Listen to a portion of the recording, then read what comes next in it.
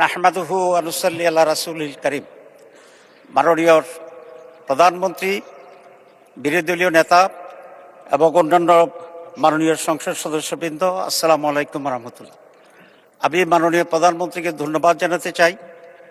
সাংবিধানিকভাবে কার্যপ্রণালী বিধি অনুসারে আজকের এই মহান সংসদের সভাপতি করার জন্য যার নাম প্রস্তাব করেছেন, উনি অত্যন্ত একজন সজ্জন, উনি অত্যন্ত প্রাচীন রাজনীতিবিদ না কেন, আমি মনে করি দেশের সকল মানুষের ওনার প্রতি আস্থা এবং শ্রদ্ধা আছে।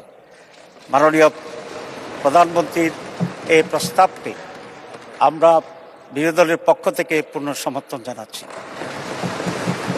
তবে এটা আরও খুব ভালো হতো যদি মাননীয় প্রধানমন্ত্রী বা তার প্রতিনিধি এই বিষয়ে বিরোধী দলের সাথে একটু আলোচনা করতেন। আমরা অবশ্যই তখনও এটাকে গ্রহণ করতাম অত্যন্ত আনন্দের চিত্তে। তো আমি আশা করি আগামীতে এই ধরনের যে সমস্ত বিষয় আসবে আলোচনা করা সম্ভব। তো সরকারি দল বিরোধী দলের সাথে আলোচনা করলে পূর্বান্নেই এটার পরিবেশটি আরও উন্নত হয়।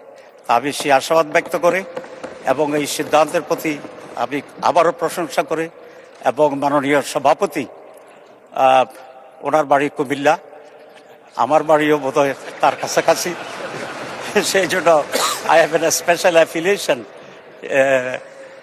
ওনার সাথে আছে। সব মিলিয়ে অত্যন্ত আনন্দ চিত্তে সমর্থন পুনঃ ব্যক্ত করে ধন্যবাদ জানিয়ে শেষ করছি।